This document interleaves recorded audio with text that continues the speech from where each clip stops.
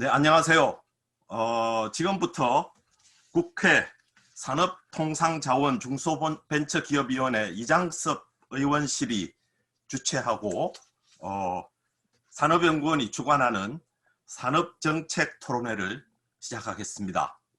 안녕하십니까. 저는 이 토론회의 좌장 겸 진행을 맡은 서강대학교 김도훈이라고 합니다. 만나 뵙게 돼서 반갑습니다. 아쉽게도 다시 코로나가 조금 어려워지고 있습니다. 그래서 확산을 좀 막고, 그리고 정부가 제시하는 사회적 거리두기를 지키기 위해서 온라인으로 진행됨을 이렇게 함께 해주시는 관심 있는 분들에게 양해를 구하도록 하겠습니다. 이 토론회가 마친 뒤에 다시 유튜브로 정리해서 다시 업로드 하도록 그렇게 준비하고 있습니다. 바쁘신 와중에도 뜻깊은 토론회를 주최해 주신 우리 이장섭 의원님께, 그리고 이렇게 참여해 주신 각계 전문가, 특히 이 토론회를 성사시키는 데 애를 써주신 산업통상자원부 그리고 산업연구원 관계자들께 감사의 말씀드립니다. 요즘 한국 경제도 회복의 기운을 탄다고 합니다. 그런데 이 회복의 기운을 타는 건, 저는 제가 이 커리어를 산업연구원에서 보내고 산업통상자원부하고 일을 많이 해서 그런지 산업이 리드하고 있다라는 생각을 지울 수가 없어요.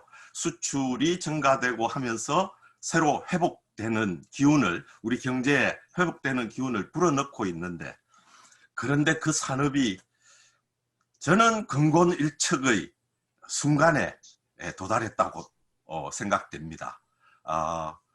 이 산업, 우리나라의 가장 중요한 시장이고 의존해야 될 대상인 미국과 중국의 갈등이 심화되고 있고, 코로나19의 영향은 굉장히 우리 경제에, 우리 산업에 어려움을 주고 있습니다. 그 가운데 우리 산업이 어떤 길을 가야 되는가가 앞으로 우리 김민철 박사님이 정리해 주신 대로 주력 산업도 참 위기의 순간에 있는 것 같고요.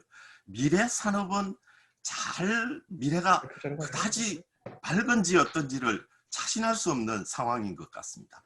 이런 어려운 순간에 산업구조 혁신을 위한 토론회를 마련해 주신 우리 이장섭 의원님께 특별히 감사의 말씀을 드립니다. 저는 우리 한국 산업의 발전을 깊이 생각하고 있는 사람으로서 이런 자리를 마련해 주신 의원님께 제3 감사를 드리고요. 이렇게 좋은 토론회를 열게 되어서 우리 산업의 중요성, 산업의 미래에 대해서 토론할 수 있는 자리를 마련해서 좌장으로서 고마운 말씀을 드립니다. 제가 너무 서론이 길었습니다. 먼저 우리 이장섭 의원님이 이 자리를 마련해 주시는데 결정적인 역할을 해주신 이장섭 의원님의 개회사를 듣도록 하겠습니다. 예, 반갑습니다. 국회 산업통상자원벤처기업위원회 소속 더불어민주당의 이장섭 의원입니다. 오늘 귀한 분들 모시고 이렇게 포스트 코로나 시대 산업구조 혁신을 위한 토론회를 열게 됐습니다. 여러 업무들로 바쁘실 텐데 토론회를 위해서 기꺼이 우리 시간 내주신 우리 좌장이신 김도훈 교수님 감사드립니다. 그리고 발제 준비로 애쓰셨을 텐데 우리 김인철 본부장님께도 감사 말씀드립니다. 또 여러분들 보니까 윤성혁 산업부의 윤성혁 과장님, 그리고 대한상의의 박재근 본부장님, 산업기술대의 장석인 센터장님, 그리고 정은미 본부장님, 또 현대경제연구원의 주원 실장님, 많은 전문가분들 오셨는데 정말 감사드립니다. 지난 우리 뭐 교수님도 말씀하셨지만은 이게 우리 산업이 막 발전하면서 저도 이게 어느 날 갑자기 온 것 같기도 하고요. 이게 지속될 것인가 뭐 이런 조금 그 믿기지 않고 이런 어디 다른 곳에서부터 좀 확인하고 싶은 그런 생각들도 좀 들고 그렇습니다.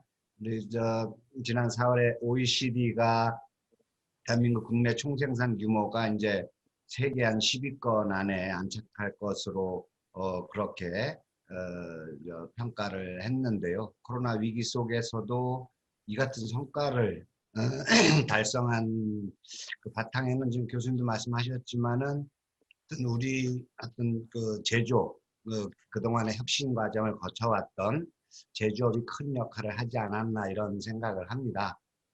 서비스업 중심의 그 여러 국가들이 이제 상대적으로 선전하고 있지만 우리 제조업의 상황으로 봤을 때 그것들과 견주면서 우리 어떤 경제를 이끈다라는 것들이 그렇게 쉽지만은 않았을 텐데 큰 의미가 있다라고 생각이 들고요. 그럼에도 불구하고 어떤 기후위기 극복이라든지 뭐 이런 어떤 국제사회의 어떤 정치 경제적 변화랄까요? 어떤 압력이랄까 이런 측면들이 좀 있고요. 또 코로나로 인해서 어떤 그 비대면, 디지털 경제의 확산 뭐 이런 부분들이 또 우리 제조업에는 어떤 새로운 어떤 산업 구조의 중심으로 갈 수도 있고 또 혁신의 계기도 되고 이래서 어쩌면 다행이고 아주 중요한 계기를 맞이했다라는 생각이 듭니다. 그래서 차제에 좀 더 과감한 어떤 정책적 지원을 통해서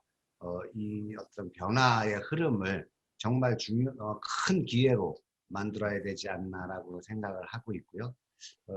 그래서 이제 제가 제조업 르네상스 실현, 뭐 포스트 코로나 시대에 대한 대응, 또 기업 간 연대 협력 지원 강화를 지원하는 이런 어떤 그 목적을 가지고 우리 산업발전법 그 개정안을 대표 발의했습니다. 그래서 오늘 여러분들 모시고 국내 산업 구조를 어떻게 혁신할 것인가, 그러기 위한 정책 방향은 무엇인가에 대한 전문가 여러분들의 고견을 구하는 자리를 이렇게 마련하게 됐습니다. 어렵게 시간을 내주신 만큼 포스트 코로나 시대 대한민국 산업계가 나아갈 방향이 무엇이고 또 정부와 국회가 그리고 또 학계와 기업들이 각자 어떻게 노력을 해야 될 것인가에 대해서 통찰할 수 있는 그런 논의가 좀 오늘 이루어지기를 기대합니다. 저도 국회 산자중기위원으로서 여러분이 오늘 내주신 제안이나 고견들을 의정활동에 충실히 반영해서 지속 가능한 어떤 산업구조로의 혁신을 뒷받침할 수 있도록 최대한 노력하겠습니다. 오늘 여러분들 정말 감사드립니다. 네, 고맙습니다. 감사합니다. 우리 이장섭 의원님의 그 개회사 말씀을 들으니까 든든합니다.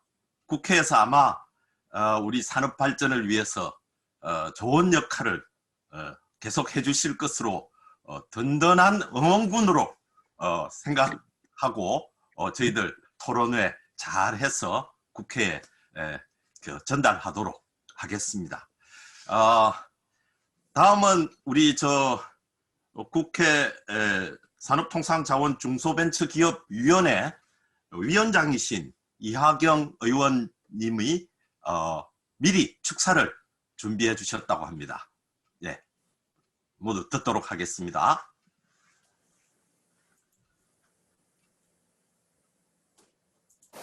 안녕하십니까. 국회 산업통상자원 중소벤처기업위원회 이하경 위원장입니다. 포스트 코로나 시대 산업구조 혁신을 위한 토론회 개최를 진심으로 축하합니다.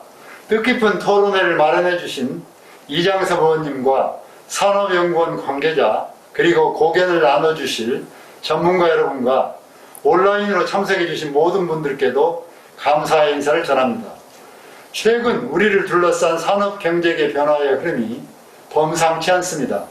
가장 직접적으로는 코로나19로 인한 전 세계 경제 위축과 GVC 재편이 있습니다. 미국과 EU 중심으로 공급망이 급변하고 각국의 자국 내 생산이 강화되고 있습니다. 바이든 행정부 이후 미중 갈등은 지속되어 차이나 리스크가 커지고 한편으로 탄소 중립 흐름으로 인한 산업구조 개편도 가속화되고 있습니다. 문재인 정부에서는 제조업 르네상스 비전부터 소부장 경쟁력 강화 대책, 한국판 뉴딜 정책까지 적극적으로 산업 변화에 대응하고 있습니다. 하지만 추격형 산업 전략에서 선도형 경제로 발돋움하기 위해서는 보다 종합적이고 체계적인 로드맵이 마련될 필요가 있습니다. 그리고 지금이 바로 국회가 맡은 바 역할을 할 때입니다. 그런 의미에서 오늘 토론회가 참으로 뜻깊습니다. 각계 전문가분들께서 함께해 주시는 만큼 날카로운 분석과 깊이 있는 통찰이 오갈 것으로 기대합니다. 저도 오늘 토론회에서 제시된 의견과 대안들을 바탕으로 포스트 코로나 시대 산업구조 혁신을 위해 필요한 법과 제도 개선에 힘을 보태겠습니다. 감사합니다. 네, 감사합니다. 우리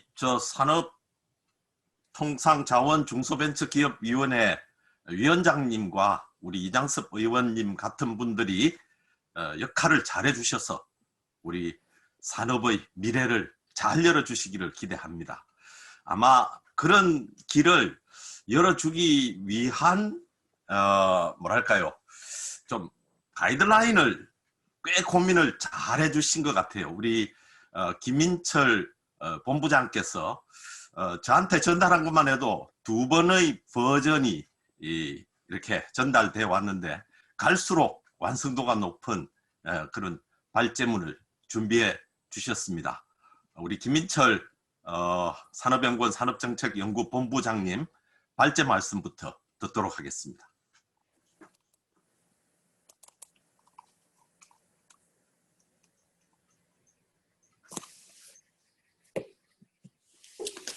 예, 방금 소개받은 산업연구원의 김인철입니다. 오늘 제가 발표드릴 내용은 포스트 코로나 시대 산업정책 방향과 과제입니다. 목차를 보시면 한국산업부문 현황, 산업과 정책 여건 변화, 그리고 국내외 산업정책 대응, 그리고 산업정책 목표와 방향, 산업정책 과제 순으로 발표를 드리도록 하겠습니다. 1, 2, 3 같은 경우에는 여기 전문가분들께서 익히 아시는 내용들이기 때문에 생략하거나 최대한 빠르게 내용을 전달 드리도록 하겠고요. 4장과 5장을 중점적으로 말씀드리도록 하겠습니다. 오늘 제가 발표드리는 내용은 어떤 해답을 제시한다기보다 그 이슈를 제기하고 그 이슈에 대한 토론을 유도하기 위함이니 그 점 양해해 주시면 감사하겠습니다. 오늘 이 회의실에, 산업연구원 회의실에 스태프들과 같이 지금 자리하고 있기 때문에 제가 마스크를 쓰고 발표드리는 것을 또한 양해해 주시면 감사하겠습니다. 한국 산업부문 현황입니다. 2010년대 들어서 저성장 기조에 우리나라 경제가 진입을 했고 특히 제조업의 성장 견인 역할이 한계를 노정하고 있습니다. 오른쪽 그래프를 보시면 파란색 선이 제조업 성장률이고 오렌지색이 우리나라 국내 총생산 성장률인데 지난 45년 정도 동안 제조업이 국내 총생산보다 성장률이 높아서 성장을 견인해 왔습니다. 그러나 2010년대 중반 이후부터는 오히려 제조업 성장이 정체되는 그런 모습을 보여주고 있습니다. 2010년대 들어서 잠재 성장률 둔화도 가속화되고 있습니다. 왼쪽 그래프의 파란색으로 나타난 우리나라 잠재 성장률 추이가 OECD와의 격차가 계속해서 줄고 있고 오른쪽 GDP 갭 추이를 보시면 2000년대 중반부터 우리나라 GDP 갭의 마이너스 값이 계속해서 높아지고 있습니다. 결국 낮아진 잠재 성장률을 실제 성장률이 백업하지 못한다는 얘기가 되고 있고 이는 다시 앞으로 잠재 성장률이 추가로 더 떨어질 우려가 있다는 점을 시사합니다. 한국 산업의 핵심 문제가 생산성 둔화라고 저는 보고 있는데요. 왼쪽 그래프의 파란색은 우리나라 총요소 생산성 절대 수준을 노멀라이즈 한 것입니다. 계속해서 증가 추세를 보이다가 2010년대 이후 뚜렷한 둔화 추세를 보이고 있습니다. 그 아래 오렌지색 빛깔은 오렌지색 선은 그 미국 대비 우리나라의 충요소 생산성 상대적 수준인데요. 2000년대에 들어서 상대적 수준이 정체하기 시작하다가 2010년대에 들어서부터는 오히려 조금 떨어져서 미국 총요소 생산성의 60%를 보여주고 있습니다. 오른쪽 그래프는 경제 성장률과 시기별 요소별 성장 기여도 추이인데요. 자본 서비스의 성장이 빠르게 감소하고 있고 파란색으로 나타나 있습니다. 빨간색으로 나타난 TFP의 성장률도 기여도도 계속해서 빠르게 낮아지고 있습니다. 제조업 다수 업종이 성숙 단계를 지났거나 성숙 단계에 이미 도달해 있어서 산업구조 전환이 필요한 그런 상황입니다. 주력 산업 경쟁 요인별 경쟁 우위를 진단해 봤을 때 8개 주요 산업 중에서 반도체와 디스플레이가 비교적 양호한 상태를 나타내고 있고 그 이외에는 경쟁 우위가 점점 잠식되고 있는 그런 모습을 보여주고 있습니다. 반도체 같은 경우에는 최근에 미국이나 중국, 대만과의 경쟁 구도가 격화되고 있어서 앞으로의 앞날을 점칠 수 없는 그런 상황으로 가고 있습니다. 우리나라 신산업의 대부분은 기술 개발이나 시제품, 시장 진입 초기 단계여서 아직은 주력 산업화 되기에 시간이 더 필요할 것으로 보입니다. 특히 핵심 미래 신산업 부분에서 한국의 기술 수준이나 종합 경쟁력이 미국, 일본, EU, 중국에 비해서 높지가 않은 상태입니다. 특히 그 신산업 중에 핵심인 인공지능, 지능형 로봇, 바이오 헬스, 자율주행 자동차 중에서 한국이 가장 낮은 경쟁 우위를 보이고 있고 인공지능 같은 경우에는 오히려 중국보다 못한 그런 상황에 나타나 있습니다. 기술 개발 투자는 우리나라가 절대적으로든 상대적으로든 세계 최고 수준입니다만 그 개발된 기술을 기업이 적용하는 면에 있어서는 OECD에서 최하위권에 속해 있습니다. 대표적으로 클라우드하고 빅데이터 활용도에 관련된 그래프를 제가 OECD에서 가져왔는데요. 그 화면에서 보시다시피 클라우드나 빅데이터 모두 우리나라가 최하위권에 머물러 있습니다. 다음 화면은 그 통계청 기업활동조사에서 나타난 9대 신기술별 기업 활용도를 제가 정리한 것인데요. 클라우드부터 블록체인까지 9개의 기술이 모두 다 기업의 활용도가 상당히 낮은 그런 상태입니다.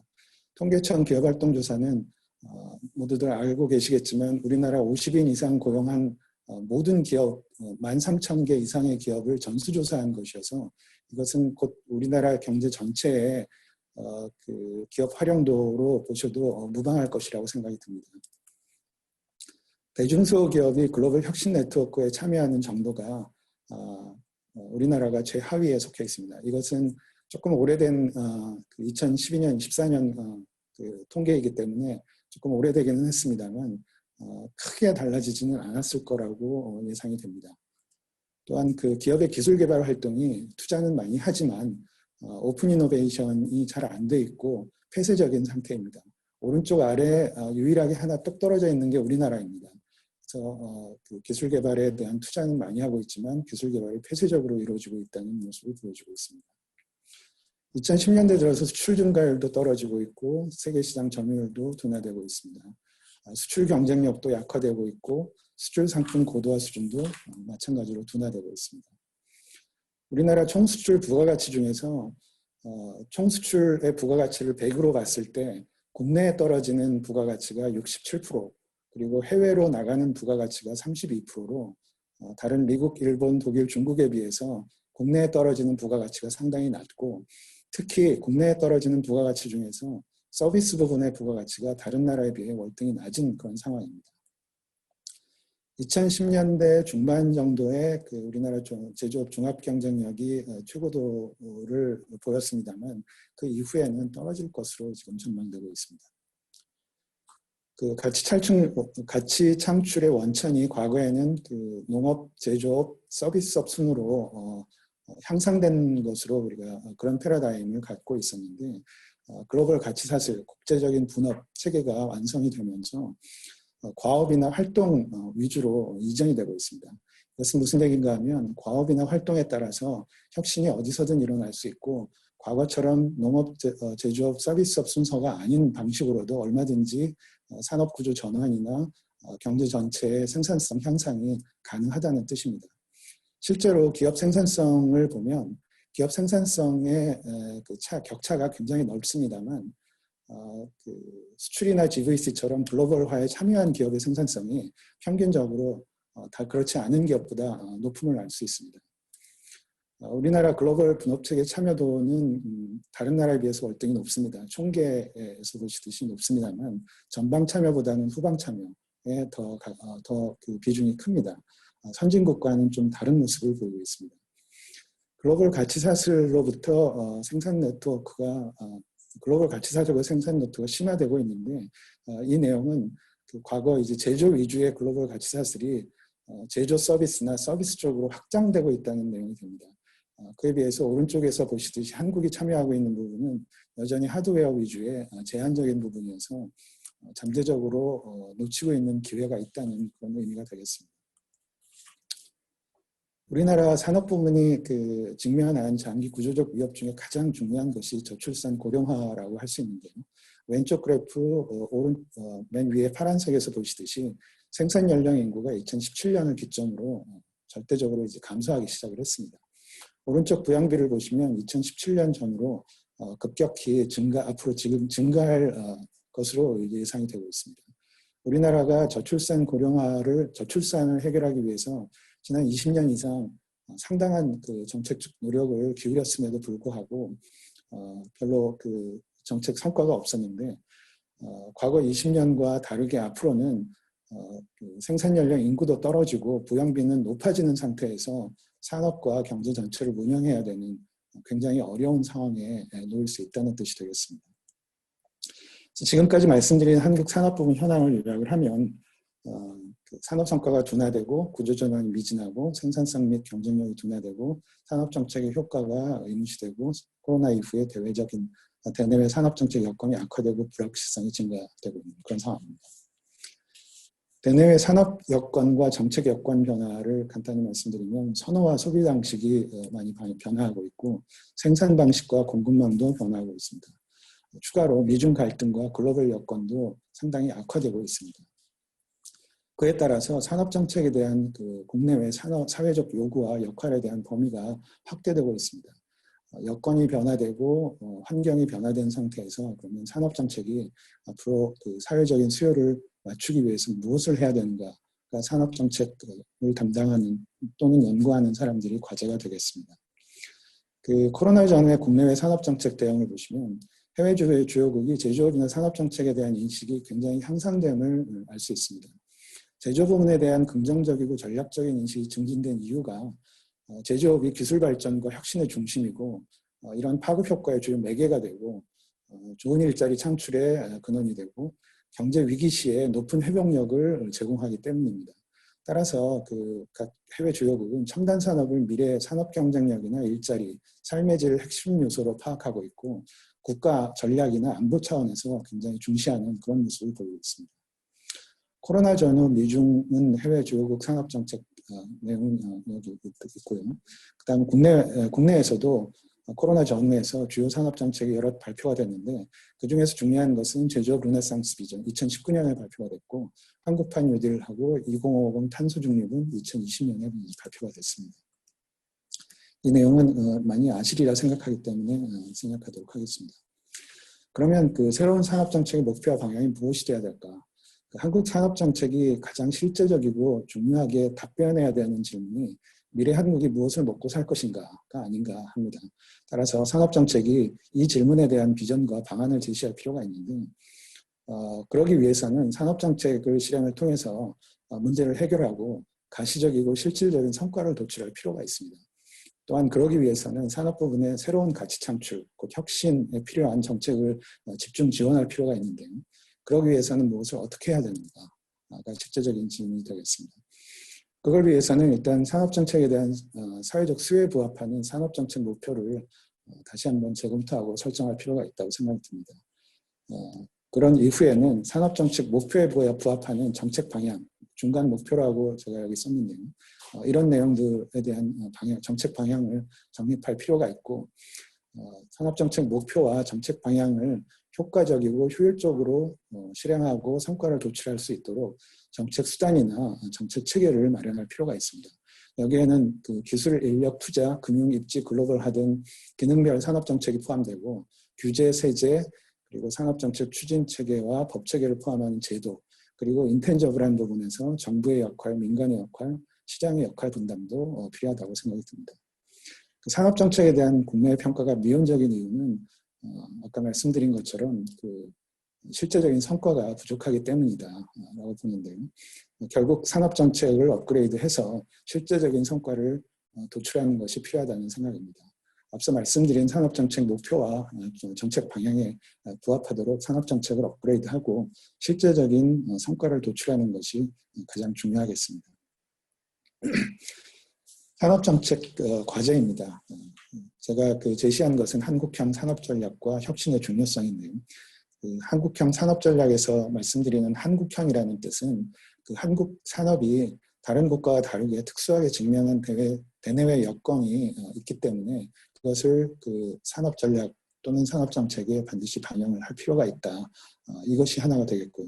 두 번째는 외부 변화에 대한 대응이 반드시 필요하지만 내부 문제 해결도 중요하기 때문에 이것을 우선시할 필요가 있다는 그런 내용이 되겠습니다.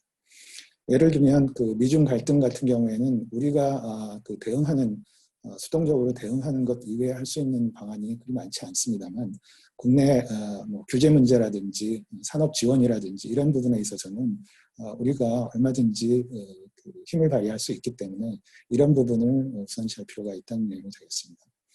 두 번째는 혁신의 중요성인데요. 새로운 가치 창출이 경제산업 발전의 핵심임은 모든 분이 잘 알고 계시리라 생각을 합니다. 혁신이 너무 광범위하고 자주 사용되어서 진부한 그런 부분이 있지만 새로운 가치 창출이 경제산업 발전의 핵심임은 산업이 발전하기 시작한 초기부터 지금까지 계속해서 유지되고 있는 진실이라고 생각을 합니다. 다만 혁신 활동과 혁신 성과 두 가지로 구분해서 볼 수가 있는데 혁신의 결과물인 혁신 성과를 중시하기보다는 혁신의 시도나 과정에 해당하는 혁신 활동을 중시할 필요가 있습니다. 혁신은 그 성격상 불확실성이나 실패 위험성 그리고 성공을 하더라도 파괴가 초래되기 때문에 갈등 상황에 대한 전략적 통계가 필요합니다. 결국 그 산업정책은 산업 내 혁신 활동 지원에 중점을 둘 필요가 있고 이는 다시 말씀드리면 그 혁신에 대한 시도나 실패나 재시도를 효과적으로 지원하는 것이 필요하다는 내용입니다. 특히 그 시장 기능을 통해서 혁신 활동에 대한 인센티브를 제공하고 혁신 성과에 대한 보상을 증대할 필요가 있습니다. 그 혁신을 기반으로 한 성장에는 혁신 주체의 역량이나 시스템 변화가 모두 필요한데 어느 한 가지만 높아져서는 오히려 부작용이 있을 수 있다는 그런 내용이 되겠습니다. 혁신 주체의 역량에는 우리나라의 기술이나 인력 이런 것들이 포함이 되겠고요. 시스템 변화는 법체계나 추진체계 같은 제도적인 부분이 포함이 되겠습니다. 이 두 가지가 다 발전을 해야 실제 혁신에 기반한 성장이 실행되고 성과를 거둘 수 있으리라 생각을 합니다. 다음에는 그 우리나라 그 한국형 산업전략에서 중요시해야 될 산업정책 과제를 10가지로 한번 제가 요약을 해보겠습니다. 빠르게 진행하도록 하겠습니다. 코로나 이후에 그 우리나라 경제산업 국면이 정상화 단계를 거치게 될 텐데 그 과정에서 기업 구조조정이나 산업구조 전환과 관련된 이슈가 빠르게 부각될 것이라고 생각을 합니다. 기업의 구조조정이나 선제적인 사업 재편이 산업구조 전환에 바람직하게 부합되도록 유도하는 것이 산업정책이 해야 될 일이고 그걸 위해서는 법체계나 법제적인 뒷받침이 필요하다고 생각이 듭니다. IMF에서 우리나라 성장 전망에 대한 보고서를 최근에 낸 적이 있는데 여기에서 그 산업구조 전환이 성장 잠재력을 높이는 데 있어서 가장 중요한 과제로 꼽고 있습니다. 다음은 기업 지원입니다. 기업 지원은 워낙 그 규모가 크고 범위가 광범위한 데다가 이해관계가 걸린 경우가 많아서 쉽게 단행할 수 있는 그런 상황이 아니고 손쉬운 그 정책이 나올 수 있으리라고 생각을 하지 않습니다만 기업 지원이 한계 기업이나 이제 저성과 기업에 대한 지원을 조정하는 것은 경제산업 구조의 안정성이나 건강성을 증진하는 데 있어서 매우 중요하기 때문에 이 부분을 깊이 생각하지 않을 수가 없고 또한 그 한계 기업이나 저성과 기업에 대한 지원 조정이 곧 그 잠재력을 지닌 기업에 대한 지원에 더 많은 자원 투입이 가능해짐을 의미하기 때문에 이런 부분을 생각을 반드시 해야 된다는 주장입니다. 따라서 그 신산업이나 신기술 분야에서 창업기업, 신생기업, 혁신기업 그리고 전략산업 분야의 기업이나 중소기업을 혁신성, 역동성, 전략성을 기준으로 지원해야 된다는 그런 내용이 되겠습니다. 기술개발과 적용입니다. 초두에 말씀드린 것처럼 우리나라 기술개발은 상당한 수준에 있지만 기술의 적용은 오히려 낮은 수준에 있기 때문에 기술의 적용과 사업화 촉진 그리고 기술 기반 혁신을 지원할 필요가 있습니다. 이것은 규제와 긴밀하게 연결되기 때문에 규제 문제하고 함께 풀어야 되는 그런 상황이 되겠습니다. 최근 그 신산업의 신기술 같은 경우에는 개별 기술이 아니라 여러 다수의 기술이 결합되거나 융복합되는 형태로 기술 적용이 되는 것으로 남아 있습니다. 산업연구원 그 연구에 따르면 따라서 어느 한 그 신기술을 지원하는 것은 효과가 떨어질 수밖에 없고 그 기술과 연결되어 있는 그 여러 가지 다른 기술들을 패키지로 지원하는 방안을 생각을 해봐야 될 것 같습니다. 다음은 규제개혁입니다.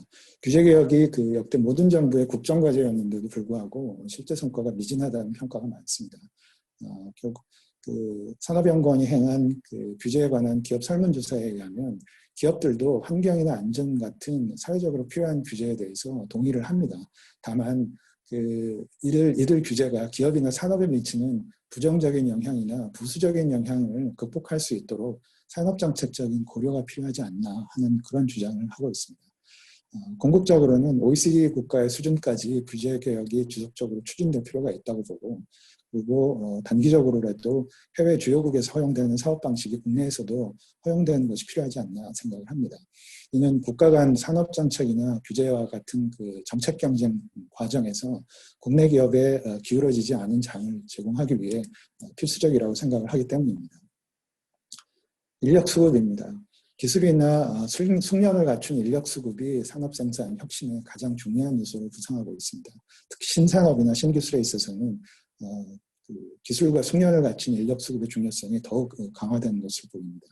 다만 그 산업 정책이 산업 부문이 좋은 인력으로부터 상당히 긍정적인 영향을 받지만 산업 정책을 통해서 인력 수급의 문제를 해결할 수 있는 여지는 굉장히 제한적인 것으로 보입니다. 따라서 그 유관 부처나 기업, 대학, 지자체 등이 모두 참여하는 국가 차원의 중장기 인력 수급 전략과 인력 고용 관련 정책을 수립할 필요가 있습니다. 다음으로 투자입니다. 초두에 말씀드린 것처럼 한국 경제산업 성장과 경기 방어에 투자나 자본 서비스의 기여가 매우 높았는데 이게 점점 빠르게 낮아지고 있습니다.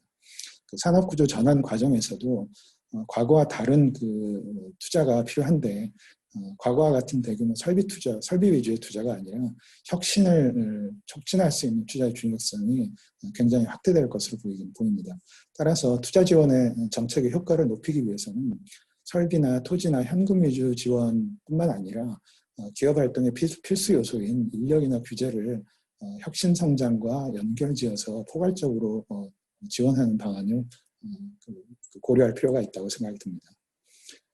글로벌화입니다. 우리나라 같은 경우에는 글로벌화를 통해서 굉장히 큰 수혜를 본 국가로 꼽힙니다. 하지만 최근 들어서 글로벌화 여건이 매우 나빠지고 있기 때문에 우리처럼 글로벌 경제에 강하게 통합되어 있는 국가에게는 굉장히 나쁜 뉴스가 되겠습니다. 다만 우리나라 경제산업의 경우에 글로벌화는 여전히 필수적이기 때문에 대응 방안을 반드시 마련해야 되겠습니다. 저희가 생각하는 그 가장 좋은 방법이라고 가장 좋은 대안은 가치 사슬에 참여하는 모든 업종이나 모든 기업이 GVC 참여를 통해서 혁신을 통해서 그 업그레이드를 하고 국내외 가치 사슬 재편에 전략적으로 대응하는 것입니다. 앞서 보여드린 것처럼 글로벌화에 참여하는 기업의 생산성이 높을 수밖에 없기 때문에 이것이 좋은 대안이 되지 않을까 생각을 하고 있습니다. 산업정책 추진 체계입니다. 산업정책에 대한 사회적 수요가 높아지고 있고 그 범위가 커지고 있기 때문에 이 산업을 담당하는 부처 혼자만의 힘으로 산업정책을 효과적으로 효율적으로 진행하기가 어려운 상황입니다. 따라서 그 정부 타부처 산업정책과 연결이 되어 있는 다른 부문을 주관하는 타부처와의 긴밀한 협력이 필수적입니다. 결국 교육부터 고용, 과기, 중기, 환경, 보건, 국토, 예산, 세제, 금융, 외교 등이 협력을 해야 됩니다. 이 과정에서 이 산업부문과 직접 관련된 정책의 수립이나 실행 시에는 유관부처와 협의를 주도할 수 있는 일정 수준 이상의 권한을 산업부가 산업부에 부여하는 방안을 검토할 필요가 있다고 생각이 들고, 또한 타부처 소관 정책 중에서 산업이나 산업 경쟁력에 부정적인 영향을 끼칠 우려가 있는 경우에는 소위 산업 경쟁력 영향 평가와 같은 사전적 평가에 기반해서 정책을 협의하거나 조정할 수 있는 경로를 마련하는 것이 바람직하다고 생각을 합니다. 지금까지 말씀드린 모든 것을 백업하는 것은 결국 법체계인데요. 산업부가 이제 소관하는 그 법이 굉장히 많이 있습니다만 그 중에서 대표적으로 그 산업발전법이 산업정책의 기본법 역할을 하고 있는데 최근까지 사회적 수요나 대내외 여건 변화를 충실히 반영했다고 보기에는 어려운 그런 상황입니다. 따라서 산업발전법을 업데이트하고 업그레이드할 필요가 있는데 이장섭 의원께서 말씀하신 것처럼 산업발전법 개정안이 지금 국회에 제출되어 있기 때문에 그 전향적인 개정을 기대를 하고 있습니다. 산업정책과 바람직한 정부 역할인데요. 결국 그 민간 부분의 혁신을 촉진하고 지원하는 정책을 수립하는 것이 산업담당하는 정부 부처 역할의 핵심으로 보고 있습니다. 이 과정에서 한번 말씀드린 것처럼 시장을 통한 민간 부분의 혁신활동 유인 그리고 혁신성과 보상을 강화하는 것이 가장 효과적일 것이라고 생각을 하고 있습니다. 자주 간과되는 부분 중에 하나가 기업 구조조정이나 산업 구조전환 그리고 혁신, 소비자 보호 과정에서 여러 가지 잠재적인 이해 충돌이나 사회적 갈등이 분출될 수 있는데 이를 완화하거나 해결하는 것도 정부가 그 산업정책 과정에서 해결해야 되는 주요 역할로 부상하고 있습니다. 지금까지 말씀을 요약을 드리면 2010년대에 들어서 산업이 구조전환이 미진하고 생산성이나 경쟁력이 둔화되고 있고 코로나 이후에 산업 여건이나 정책 여건이 악화되고 있으며 불확실성이 증대되고 있는 가운데 산업정책과 정부 역할에 대한 사회적 수요가 확대되고 있기 때문에 산업정책이 목표를 설정하고 가시적이고 실제적인 성과를 도출할 필요가 있다고 봅니다. 그걸 위해서는 한국형 산업정책처럼 이제 그 체계를 갖추고 그다음에 내용적으로 혁신을 촉진하고 그 과정에서 이제 개별 기능별 정책이나 현황의 문제점을 개선하고 지금 그 그림에서 보시는 것처럼 국내의 여건을 감안한 그 추진체계, 법체계, 기능별 정책, 업종별 정책을 통합적으로 활용하는 통합적 산업 정책이 결국 우리 그 산업 그 정책이 목표로 하는 미래 산업 발전이나 기존의 구조적 문제 해결 그리고 코로나 이후 새로운 문제 해결에 효과적이라고 생각을 합니다. 네, 이상으로 발표를 마치겠습니다. 감사합니다. 네, 김인철 본부장님 수고 많으셨습니다. 굉장히 종합적이고 큰 내용을 짧은 시간에 발표하시느라고 아주 수고가 많으셨습니다. 제가 듣고 있는 가운데 우리나라가 산업을 발전시키면서 저는 그런 생각이 들어요. 지금 와서 생각해 보면 우리나라는 스타 플레이어를 너무 좋아하는 것 같아요. 말하자면 각자 개별적으로 자기 능력을 한껏 발휘해서 발전하는 것에만 초점이 맞춰져 있고 산업, 기술, 기업 이런 간에 서로 연결시키는 것. 심지어는 아까 김인철 본부장께서 얘기하실 때 국제적인 이 가치 사슬과 연결 이런 부분에서도 좀 소홀히 다루어왔다. 그리고 새로운 기술들을 이렇게 기존 산업들에 응용하는 데도 좀 소홀해 왔다라는 얘기가 크게 들려왔고요. 그리고 특히 문제로 삼은 정책 간의 연계가 너무 소홀히 다루었다. 각 부처도 각계 서로 각자의 영역으로 생각하면서 살아온 것이 아닌가.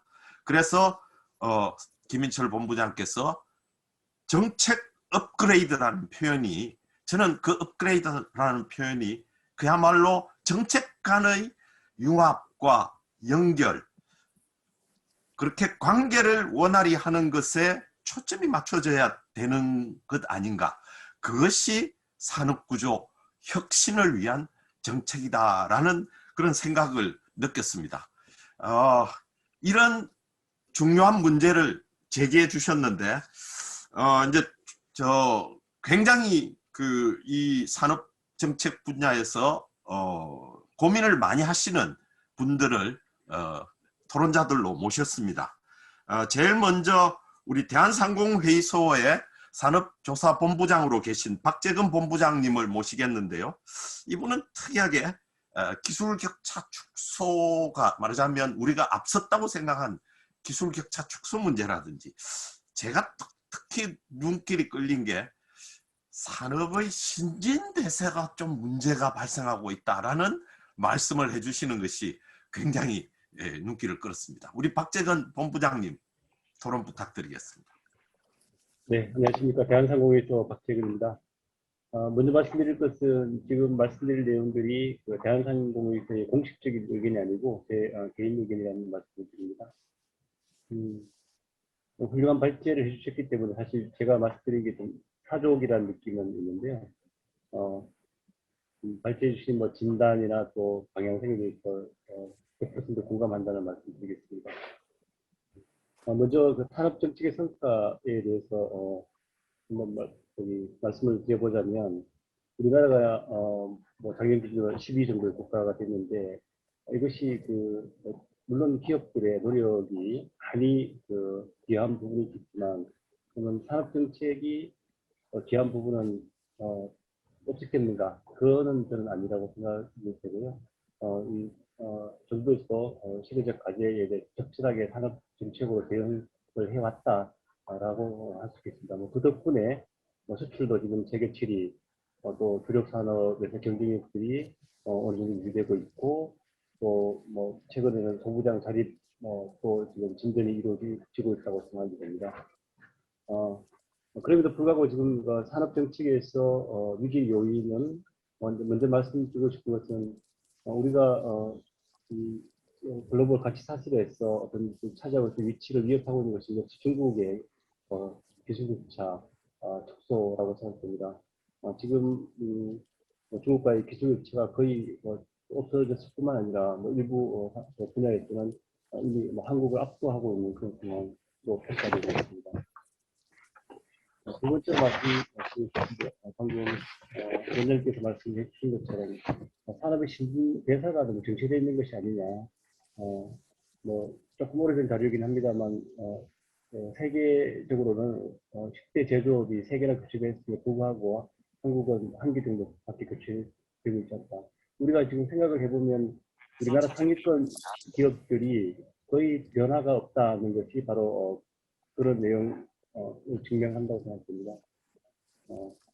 아래에서 보시는 것처럼 미국에서는 최근 10년간 10대 기업 중에 7곳이 교체됐음에도 불구하고 한국은 겨우 한 곳만 지금 교체되는 그런 상황입니다.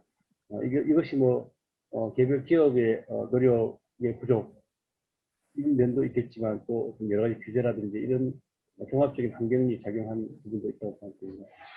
그리고 지속적으로 제기되고 있습니다. R&D 문제인데요.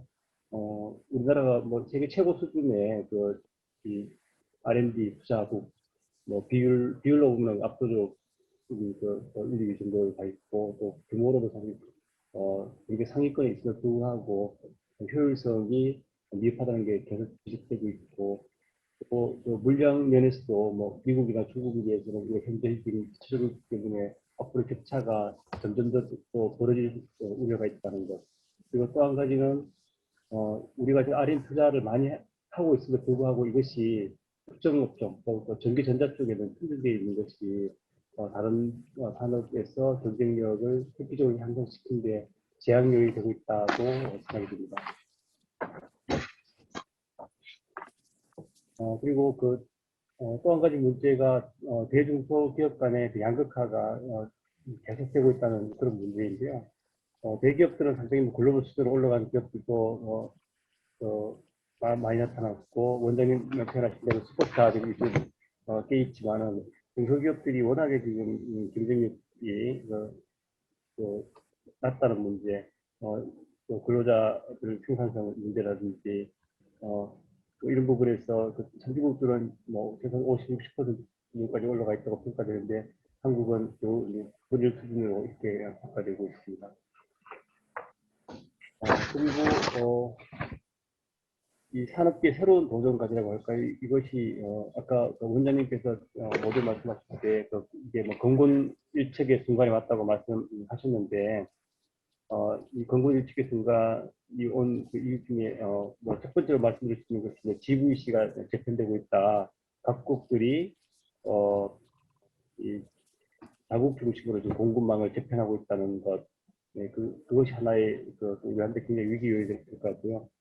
또 이거 2005 탄소 중립은 이거는 산업의 존립, 특히 우리의 주력 산업들의 존립 자체를 위협할 수 있는 그런 큰 일이라고 생각됩니다.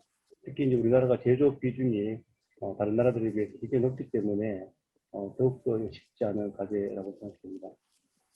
그리고 아까 발제에서도 계속 말씀하신 문제가 있는데 한계기업 문제, 한계기업들이 자원의 분배를 왜곡하고 있고 새로운 사회 발전을 좀 발목을 잡는 그런 면이 분명히 있는 것 같습니다. 그래서 이 한계 기업들을 또 어떻게 구조조정하나 사업 제품을 통해서 자원 배분을 효율할 것인가도 산업 정책의 큰 과제라고 합니다. 정책 과제에 대해서 말씀드리겠습니다. 여러 과제들이 있겠지만 일일이 말씀드리는 것은 제 역량의 범위를 벗어난 것 같아요. 몇 가지만 말씀드리겠습니다. 그동안 정부 정책들을 보면서 제가 항상 의아하게 생각했던 것이 아까 뭐 저출산 문제도 말씀하셨지만 정부 정책이 한번 발표되면 굉장히 제가 표현하자면 남도밥상식으로 굉장히 가지수가 많이 이렇게 상에 차려집니다. 근데 그 상을 받고 받은 국민들 입장에서 보면은 정말 만족할 만한 메뉴가 있는가 이런 문제가 있고 또 정책이 발표되고 난 후에 세상이 지금 변화했는가 이런 면에서 볼 때는 크게 변화는 하지 않고 있다. 저출산 문제가 개선이 굉장히 어렵게 지금 되고 있듯이. 그래서 정책의 초점은 남도밥상식이 아니고 일품요리식으로 좀 국민들도 납득되고 이해될 수 있게 이렇게 좀 클리어하게 했으면 좋겠다는 의견을 말씀드립니다. 그런 면에서 말씀드려보자면 제일 중요한 것은 일단 시대가 바뀌고 있기 때문에 기업들이 디지털 전환을 촉진하는 것이 굉장히 큰 과제라고 생각됩니다. 개인정보에 대해서는 전향적인 입법이 이루어졌지만 산업 데이터에 대해서는 아직 전향적인 입법이 이루어지지 않고 있습니다. 지금 국회에 디지털 전환 촉진법이 계류 중인데 이 부분도 조속히 개정해서 기업들에게 새로운 기회를 열어주는 것이 필요하다고 생각합니다. 또 아까 발제에서 말씀하셨는데 이게 제가 사전에 경험하지 않고 제가 생각했던 부분인데 규제를 신설하거나 강화할 때 산업에 미치는 영향을 평가하는 저도 필요하다고 생각됩니다.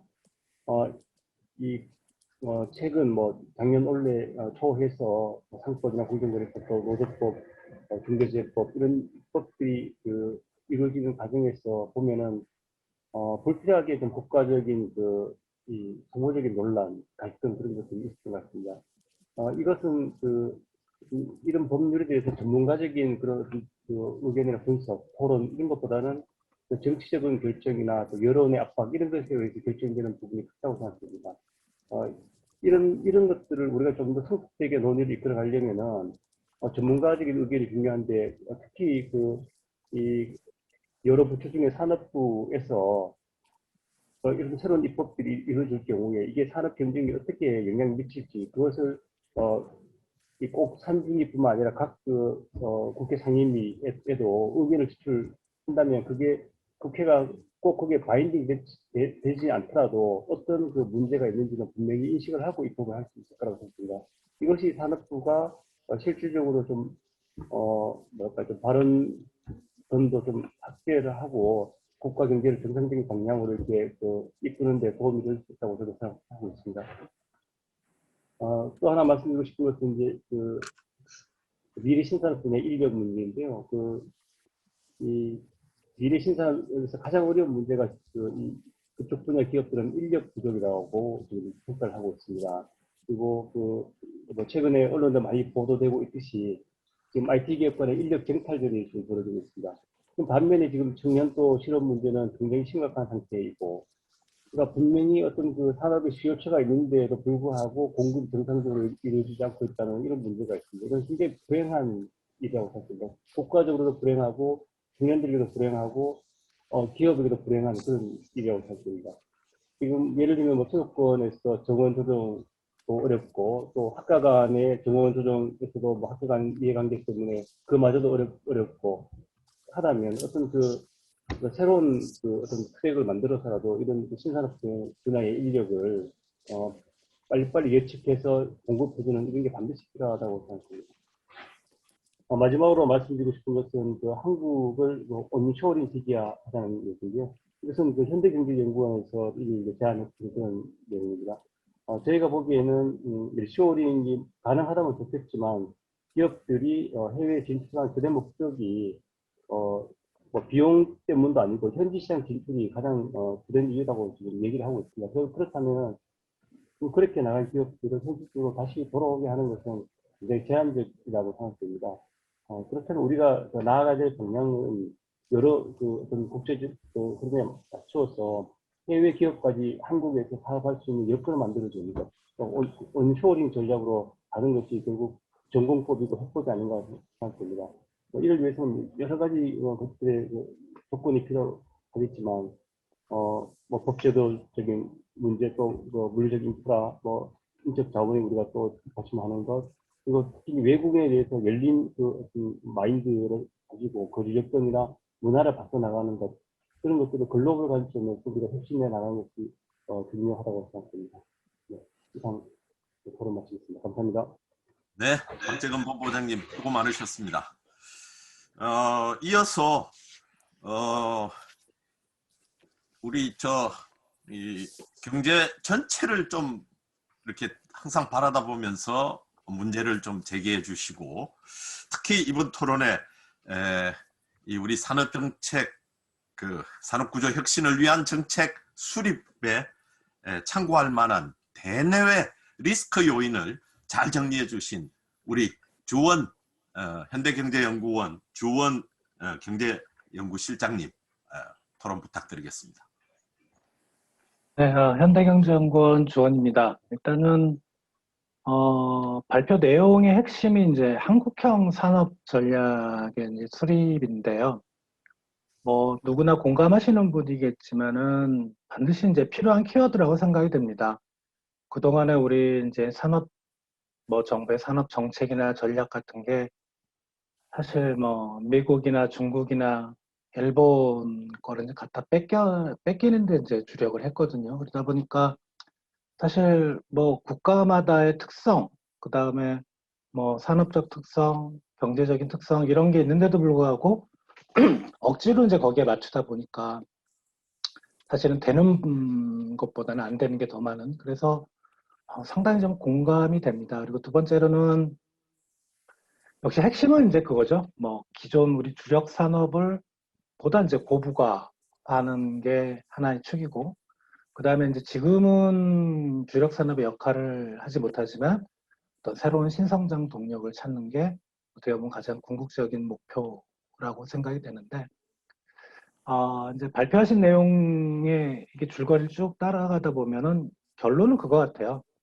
산업 정책을 총괄할 수 있는 컨트롤 타워가 필요한데, 그게 이제 산업부가 됐으면 한다. 물론 이제 다르게 이해하실 분들도 분명히 있겠지만, 근데 이게 산업부 중심으로 우리나라 이제 산업 정책이나 전략 구조를 개편할 수 있을까라는 거는, 그러니까 목표는 좋은데 현실성이 좀 많이 떨어진다.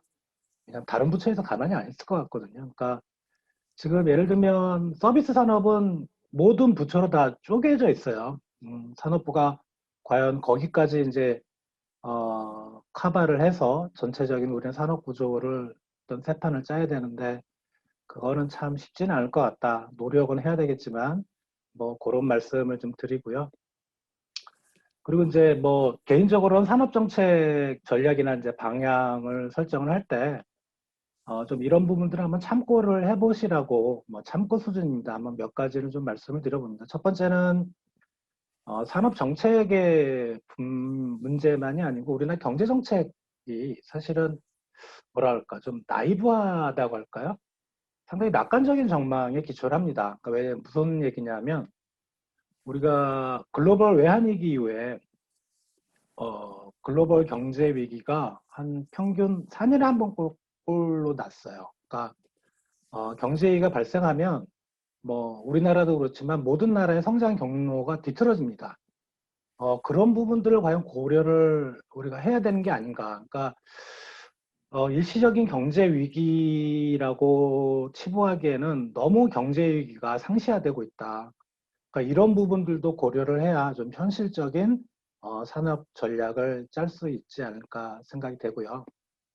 그리고 두 번째는 발표 내용에도 있지만 우리가 저성장 국면 진입은 불가피합니다. 근데 그건 누구나 아는 거고 저성장이 되는 그 우리나라가 뭐 10년 내에 1%대 성장률로 떨어지는 가장 큰 요인은 무엇일까? 물론 뭐 기술 혁신도 있고 그다음에 자본 투자가 안 되고 근데 생산 가능 인구가 감소가 주돌합니다. 이 말은 바꿔 말하면 산업 정책이 이 부분을 좀 반영을 해야 돼요. 생산 가능 인구가 감소한다는 거는 산업 인력, 기술 인력이 모자른다는 거거든요.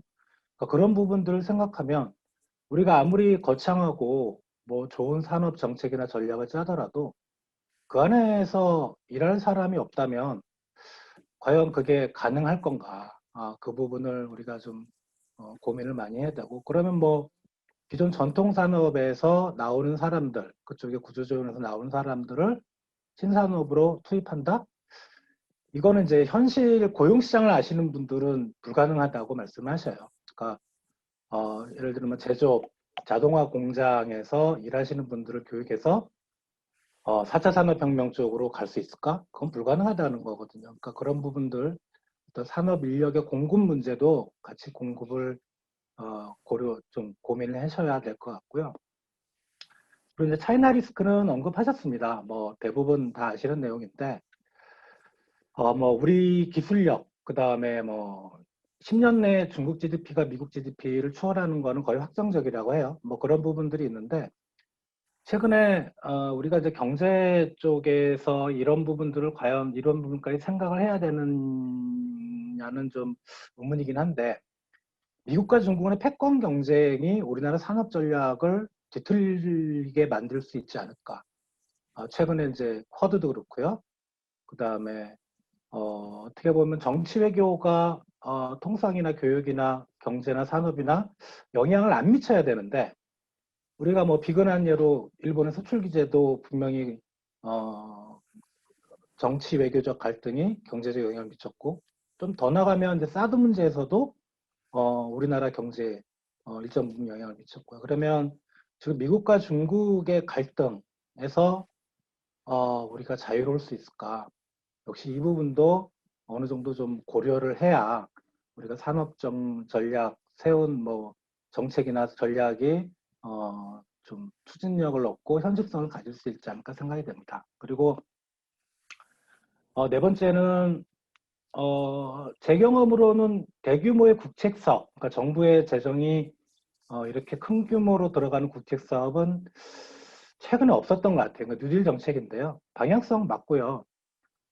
근데 이게 지금은 이제 정부가 그렇다고 하지만 뭐 이런 말씀드리긴 조심스럽지만 만약에 뭐 여당에서 정권을 재창출하든 아니면 야당에서 뭐 정권을 가져가든 이 뉴딜 정책이 다음 정부에서도 추진력을 가질 수 있을까? 이게 무슨 얘기냐면 이제 올해 하반기부터는 재정 건전성 이슈가 상당히 강하게 드라이브가 될 겁니다. 이제 그런 부분들을 생각하면 정부의 재정 지원이 바탕이 되는 어떤 새로운 산업의 육성, 이게 가능할 건가? 사회적인 재정 수요는 이런 어떤 신산업보다는 복지 부분에 더 비중이 높아질 수밖에 없고, 그렇다면 아무래도 우리가 선거를 하는 거는 기업이 아니고 국민 개개인이 하거든요. 국민이 원하는 쪽으로 정부의 재정 지출 수요가 확대될 수밖에 없다. 그러니까 이런 부분도 하나의 좀 리스크 요인이라고 생각이 듭니다. 그리고 이제 뭐 탄소 중립이나 R&D 투자에 뭐 성과가 미흡하다는 얘기는 뭐 많이들 아시는 거라 생략을 하고요. 마지막으로는 우리나라 산업 구조를 정말 우리가 원하는 방향으로 개편하기 위해서 이제 두 가지가 필요한데요. 첫 번째는 서비스업을 지금 수준으로 놔두면 안 됩니다. 앞에서도 서비스업 경쟁력을 말씀하셨는데, 서비스업의 문제가 뭐냐면 예를 들면 그겁니다. 3만 달러대의 선진국들하고 지금 우리가 이제 3만 달러 언저리 했죠. 서비스업 생산성과 제조업 생산성 비교 지표를 보면 선진국들은 서비스업 생산성이 제조업 생산성의 한 96%, 거의 비슷합니다. 근데 우리나라는 45%밖에 안 돼요. 이 말은 여러 가지 이제 원인이 있는데 가장 큰 원인은 서비스업 쪽이 너무 노동 집약적으로만 돼 있다. 그러니까 어떻게 보면 제조업이나 이런 다른 부분에 질 좋은 일자리가 없으니까 뭐 그런 거죠. 퇴직하고 뭐 할 게 없으니까 치킨집 차린다. 그러니까 이런 식으로 가면 우리 서비스업 생산성을 낮은 수준에 놔두고 우리가 산업 구조를 개혁을 할 수가 없습니다. 절대 혁신성을 높일 수 없고요. 그러니까 서비스업의 고부가화 이런 것도 분명히 생각을 해야 될 것 같고요.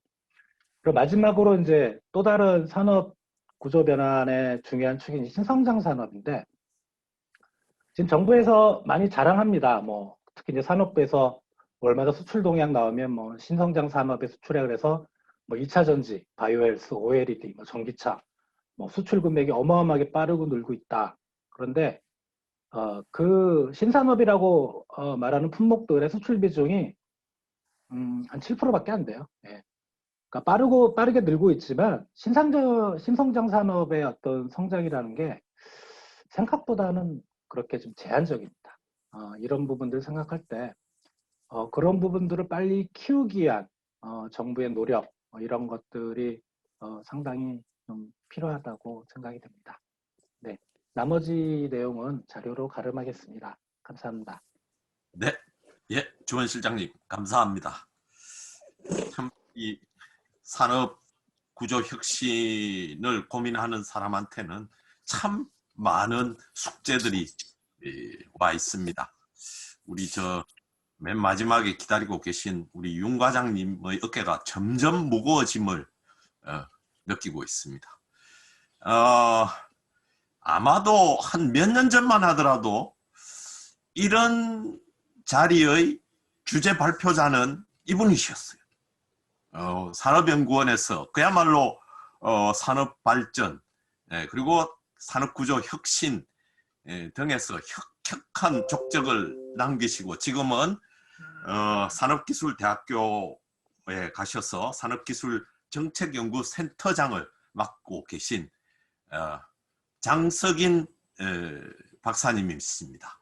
특히 이제 우리 그 김인철 본부장의 발표를 보고 일일이 검토를 한 뒤에 추가적인 제안을 여러 가지를 내놓으셨어요. 아마 그냥 두면 굉장히 시간을 많이 쓰실 것 같은데 10분 이내에 잘 부탁드립니다. 장 박사님.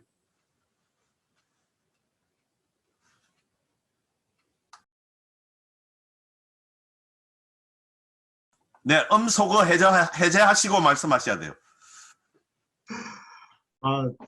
감사합니다.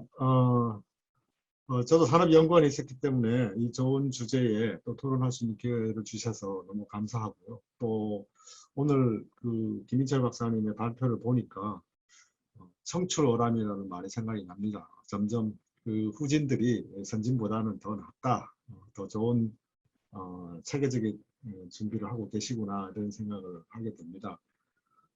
그래서 전체적으로 이번에 제가 이제 큰 자극을 받았던 것은 이 전체 우리 구조를 몰랐고 김민철 박사의 그 발표 제안만 본 거예요. 포스트 코로나 시대의 산업 정책 방향과 과제 딱 시적절하고 또 좋은 내용이겠다고 기대를 했었습니다. 그래서 역시 기대한 대로 새로운 정부 역할을 아마 염두에 두신 것 같고 또 산업 발전을 위해서 기업들의 비즈니스 여건 조성을 어떻게 해야 될 건가 하는 거로 좀 초점이 맞춰져 있지 않나 그렇게 생각을 합니다. 또 마침 우리 사회자님께서도 저도 이 토론도 막 이렇게 엉켜져 있으면 이 주제가 왔다 갔다 하거든요. 근데 기업 사이드에서는 어떻게 느낄까? 뭘 현안으로 생각하고 있을까? 또 이런 생각이 들었는데 물론 토론 자료를 보면서 짐작은 했지만 좀 앞서 우리 대한상의와 또 현대경제연구원 조원 실장님께서 시적절한 그 이슈를 제기를 하셨어요. 그래서 아마 들으시면서 좀 느끼셨겠지만 최근 국내에서 사실 기업이 정부보다 또 전문가보다는 조금 한 발 앞서간다는 느낌을 제가 지울 수가 없습니다. 네. 저기 정부에서 와 계시지만 첫 번째 우리가 산업정책을 생각할 때 제일 먼저 유념해야 될 것은 과거처럼 정부가 앞장서고 나를 따르라 하는 식의 시대는 이미 정말 지나갔다. 이걸 좀 인정해야 될 필요가 있어요. 고민이나 도전과제나 접근이나 정책에 대한 바램 같은 것도 잘 뒤집어 보시면 훨씬 앞서 있다는 부분이 있거든요. 자, 그렇다면 정부가 그럼 역할이 없어졌냐? 그건 아니고 오히려 지켜보면서 정원사 같은 꽃이 여기서 피는구나. 여기는 해바라기가 피었구나. 여기는 채소가 여기는 장미가 피어야 되는구나 하는 거를 보고 그럼 뭘 해야지? 이거를 생각하는 쪽으로 정책 기조를 좀 바꿔야 되지 않겠나. 오늘 두 분 말씀 들으면서도 제가 절실히 많이 느꼈습니다. 그래서 제 논평은 참고하시면 됐고요. 또 지난번에 보내주신 자료로 앞서 말씀하신 것처럼 몇 가지 코로나 시대 이후를 사실 보면서 그 정책 환경 변화에서 뭘 주목할 것인가 하는 부분에 초점을 좀 맞춰야 된다고 생각합니다. 그런데 하나는 인구 문제고 하나는 이 코로나 팬데믹 이후에 세계적 불황 부분을 우리가 재해석을 좀 해야 되는 필요가 있다는 것이죠. 어제 IMF에서 세계 경제가 올해 거의 상상도 못한 미국이 6.8, 중국은 8% 이렇게 해서 이게 새로운 시대가 돌아왔구나 이렇게 생각하겠지만 이건 어디까지나 기저효과 형태로 우리가 볼 수 있는 것이고 엄청난 자금을 풀어서 일시적인 경기 부양 차원에서 나타나는 현상이지 그 내면에 흐르고 있는 부분 쪽은 계속해서 아까 앞서서 이야기하셨지만 우리도 그렇고 세계 경제도 저성장 기조에 접어들 수밖에 없을 것이다. 엄청난 부채가 있기 때문에 그로 인해서 이 성장 잠재력을 확충시킬 수 있는 투자가 굉장히 부진한 거다. 이런 거라는 것이죠. 이래서 저는 그런 부분에 대해서 그냥 시장이 크다 작다 이런 식의 대응을 해야 되는 것이 아니라 그래서 사실은 IMF 같은 데서도 지금 말하는 위기 대응 탄소 중립 같은 거가 탄소 중립을 통한 기후변화 대응에 더 목적이 있는 게 아니라 사실 그런 이슈를 가지고 너무나 뭐랄까 투자가 부진해질 상황에 대한 염려로 인해서 이 투자를 좀 진작시키되 문제도 풀고 투자도 진작하고 같은 이런 이 요소가 있다. 이 부분에 우리가 좀 주목을 좀 해야 된다 하는 부분이죠. 그래서 자칫 이런 부분을 놓치게 되면 좋은 기회를 놓칠 수도 있는 것이고 또 이쪽 부분에 그 상대방들은 미국과 중국의 이러한 상황에서의 그 투자가 우리의 미래 산업 발전이나 진입 분야에 굉장한 영향을 주는 겁니다. 예를 들면 우리가 굉장히 자신감을 갖고 있는 자동차 배터리 부분에 대해서도 유럽을 비롯해서 모든 나라들이 지금 자국화를 하려고 하고 있잖아요. 국산화를 하려고 하고 있잖아요. 이런 것들은 과거에 한 5, 6년 전에 그 드론 같은 경우를 한번 생각해 보시면 알 겁니다. 그러니까 미래 신산업으로 우리가 드론을 엄청나게 주력을 했지 않습니까? 그런데 중국에서 그 드론에 본격 진입하자마자 거의 초토화되는 또 태양광 같은 것도 마찬가지고 이런 부분이 있기 때문에 이 코로나 시대의 향후 정책 변화에 있어서 반드시 코로나 팬데믹 이후 세계적인 불황이라고 봅니다. 이게 뭐냐 그러면 종전의 성장 잠재력 이하의 실질 경제 성장이 이루어지는 부분을 이제 불황이라고 보는 것인데 이게 이제 사실 잘 가려진다는 것이죠. 그래서 그걸 하나 중요하게 봐야 된다 하는 것이고요. 그다음에 생산 인구 먼저 보내신 자료에는 그게 빠져 있었는데 이번에 이제 들어 있는데 지금 염려하시는 것은 이제 생산 가능 인구의 감소 부분만 이야기를 하고 계시고 이제 기업에서는 이제 인력 미스매치 부분 쪽에만 이야기를 하고 계신데 저는 이게 우리 비수도권의 그 대학 지자체 주도의 이제 혁신을 통해서 이제 뭐랄까 이번 정부에서도 그렇고 다음 정부도 마찬가지일 텐데 지역의 혁신을 통해서 지역을 좀 성장시켜서 성장의 모티브를 한번 잡아보려고 하는 이런 의도를 하고 계신 것 같은데 실상은 지금 지역의 인력들이 거의 대거 수도권으로 이동하고 또 지역 자체로서는 인력이 너무나 부족하기 때문에 혁신이라는 말을 사실 어떻게 말은 내놓지만 누가 하냐 하는 부분에 대해서 할아버지가 하실 것이냐 뭐 이런 이야기가 되는 거거든요. 그러니까 이런 부분이 이게 아까 한국형 산업 전략과 혁신 주도의 다음 포스트 코로나 시대의 산업 정책을 이야기한다 그러면 심각한 새로운 이슈로 봐야 된다 하는 이런 맥락입니다. 그 다음에 이제 한국형 전략, 저도 주원 실장님하고 제일 이제 많이 와 들었던 용어는 이제 한국형 산업 전략이었어요. 특히 최근에 미국에서조차도 또 우리하고 이제 앞서 있는 독일 같은 데도 다 이제 산업정책이라는 말 대신에 틈에 그 산업전략이라는 말을 쓰고 이 산업전략에 대해서는 우리가 생각도 못할 정도의 선택과 집중 같이 뭐 셀렉티브한 정책을 지금 펴는 거예요. 전략적 산업을 선정을 하고 다만 그 내용에 있어서는 우리는 전략적 산업을 산업 레벨에서 유망성 위주로 업종 위주로 자꾸 이야기를 하고 제품 위주로 이야기를 하게 되는데 여기는 그걸 설정을 해놓고 그 안에 있는 기업들이 이 새로운 전략 산업으로 진입을 하거나 거기서 경쟁력을 제고할 때 무엇이 필요하냐 하는 부분에 주목을 한다는 것이죠. 예를 들면 기술 개발이 필요하다? 그럼 R&D를 투자를 해야 되는 거구나.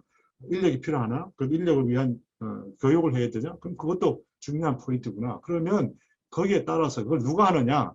정부 R&D 사업 과제로 하는 게 아니라 기업들이 하는 것을 보고는 거기에 대해서 세제 혜택을 줘가지고 자발적으로 알아서 어떤 아이템을 할 건지를 자발적으로 선택해서 할 수 있도록 이게 틀을 짜준다는 것이죠. 그래서 이 한국판 전략인데 이 소위 말해 최근 나온 한국판 뉴딜 종합계획이 한국형 산업 전략일 수도 있어요. 그리고 아까 우리 오늘 국회의원님께서 이걸 아마 염두에 두시고 현행 산업발전법에 뉴딜 디지털 뉴딜하고 그린 뉴딜을 이 법적 제도적으로 뭐 이렇게 지원할 수 있는 내용이 없다 해가지고 아마 그걸 이제 법으로 추가하시려고 한다고 하는데 이 부분에 대해서는 이 김인철 박사님이 잘 지적했듯이 이 산업정책이나 산업전략에 있어서 최종 성과 부분이 노력은 많이 하고 있는데 아까 박재근 우리 위원님도 이 남도식 밥상처럼 많이 채료는 주는데 먹을 게 없다 이런 이야기 하지 않습니까? 이것처럼 이 목표에 부합한 또 정책 방향성에 부합한 실질적인 정책 수단이나 정책 효과가 안 나타나는 부분이 우리가 자꾸 그 수단에 너무 집착하기 때문인가 아닌가 생각합니다. 뭐 새롭게 생각한 뉴딜, 디지털 뉴딜, 디지털 전환, 뭐 탄소 중립 이행 이 부분이 좋아요. 좋은데 그게 목적이냐 하는 거죠. 그걸 통해서 무엇을 할 것이냐 하는 부분이 제가 앞서 우리 김인철 박사님이 지적했듯이 한국 산업의 제일 핵심 문제는 생산성 저하입니다. 생산성 부진이다라고 이야기했지 않습니까? 그게 바로 그걸 제고시켜야 임금도 높게 줄 수 있고 또 생활도 윤택해지고 해줄 수가 있고 뭐 재정 문제도 해결할 수 있는 거지. 아무리 투입을 해서 노력을 한다고 해도 생산성이 증가해서 똑같은 시간 투입에 같은 재원 투입에 효과가 없다 그러면 그 나머지 문제는 해결할 방법이 없는 거거든요. 그래서 그런 부분에 있어서 우리가 조금 조정을 해야 될 것이 아니냐. 그래서 국회에서 지금 법을 만드는 것도 좋으신데 법을 만드실 때 그 법을 통해서 얻고자 하는 성과가 나느냐에 대한 점검을 조금만 해볼 필요가 있고요. 그 다음에 이 법의 적용 대상이 누굽니까? 정부 부처의 사업을 뭐 크게 하거나 예산을 확대시켜 주자는 목적이 아니라 그 지금 디지털 전환이나 녹색 중립을 이행하는 기업들이 그걸 할 수 있냐 없냐 하는 거를 좀 챙겨야 되실 거 아니겠습니까? 근데 그거하고는 아랑곳 없이 주로 정부 부처의 사업 확대, 또 예산 확보, 지역에 보내줄 그 재원 마련의 근거로 이 법을 사용하신다 하는 것은 크게 잘못되는 거라고 생각합니다. 이 부분을 좀 이번 기회에 이 세미나를 통해서 고치신다 하면 좀 고칠 필요가 있고요.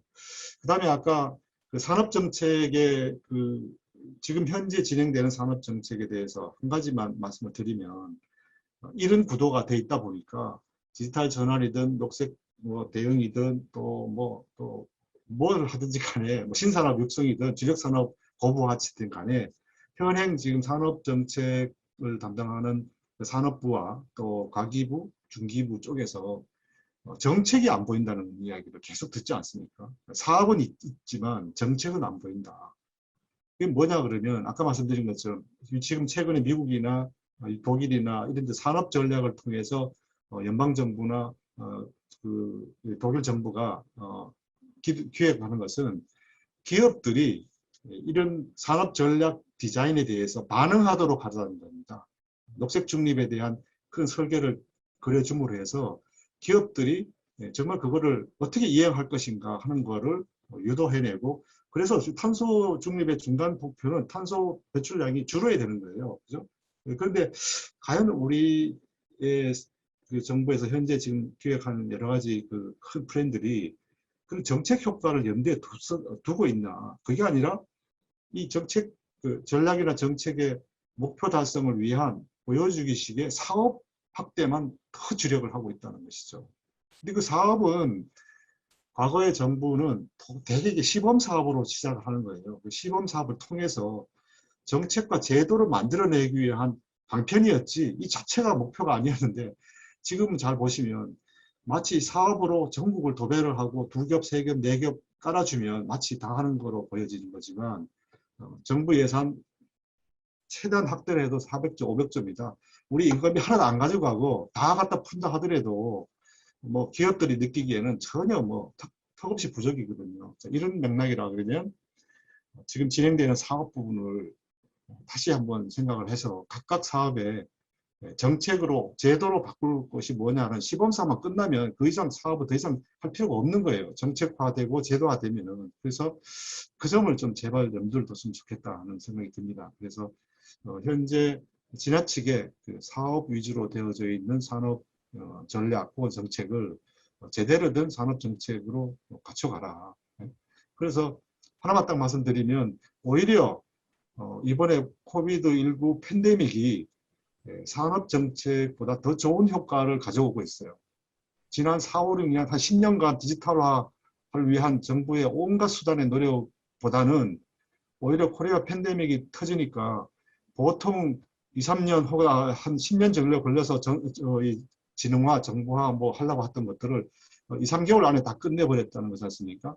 바로 이런 것처럼 정책 효과가 나타나야 되는 것이죠. 근데 그 일을 일일이 개별 기업에 찾아 들어가 가지고 서버 사는 것까지도 돈을 다 대주면서 소프트웨어 개발하는 것까지를 우리가 해주겠다 하는 식의 접근 사업이라는 걸 통해 가지고 어느 세월에 스마트 팩토리가 이루어지겠습니까? 그러니까 이런 부분을 제발 좀 유념하셔서 마침 좋은 계기가 마련됐다고 생각합니다. 코리아 팬데믹으로 어떤 면에서는 디지털 전환은 더 이상 정책을 안 펴도 될 만큼 상황이 바뀌어져 있는 거예요. 그렇다 그러면 그 다음으로 더 중점을 두한 이슈가 뭐냐 하는 걸 한번 검토를 해봐야 되고 마지막으로 우리 김민철 박사님이 10개로 방향을 좀 정했지만 이 10개는 사실 좀 나열되어 있는 거죠. 그러면 이거를 팬데믹 이후에 그러면 우선적으로 해야 될 거는 뭐냐 하는 부분을 한번 선정을 해서 그들 다 10개 중요하다 이러지 말고 프라이어티가 어떤 거 있고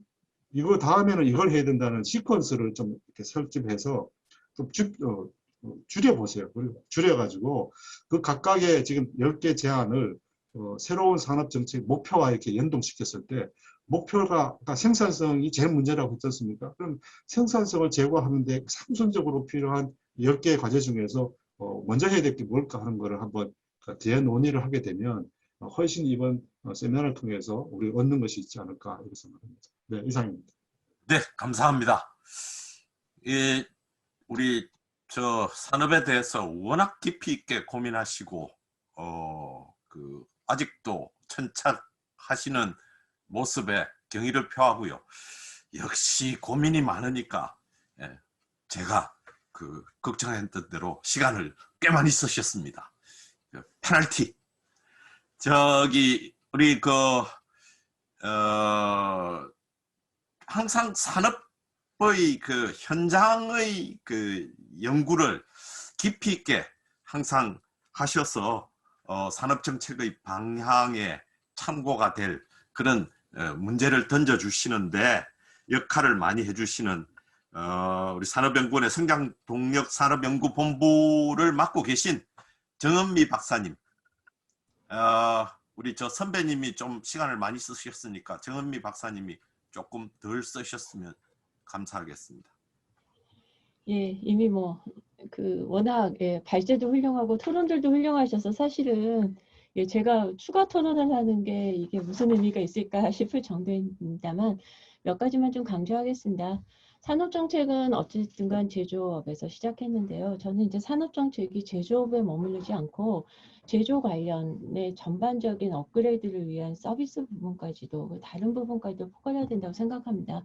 최근에 보면은 제조업 중에서 빠르게 성장한 데가 하나 있었어요. 음식료품이었는데 이 정책을 보려고 보니까 산업부는 안 하고 농수산식품부는 산업화에 대한 마인드가 없고 이런 식이어서 전체적으로 전 산업을 아우르는 산업 정책을 어딘가에서 해줬으면 좋겠다라는 생각이었고 그게 이제 저는 산업부가 좀 더 잘할 수 있지 않을까 생각했고요. 전제는 말씀하신 대로 대전환기고 그 다음에 산업에 있어서의 정책 부분들은 경쟁 우위라고 하는 걸 현재가 아니라 미래 환경 변화 여러 가지 지금 말씀 주신 그런 용어들에 대해서 그런 데 대해서 어떻게 미래의 환경 변화에 대응할 수 있는 경쟁력을 확보하는 것 그리고 그것을 지원하는 것이 산업 정책이라고 생각합니다. 토론문에 있듯이 산업정책 대상은 제조업 서비스 전체적인 가치사슬로 확장을 하고요.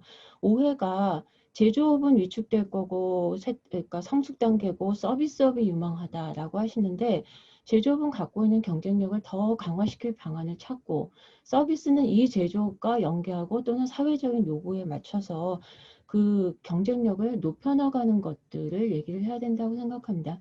장기 전망할 때 제조업 비중이 계속해서 낮아질 건데 왜 제조업은 쇠퇴하지 않느냐라는 어처구니 없는 얘기를 듣는데요.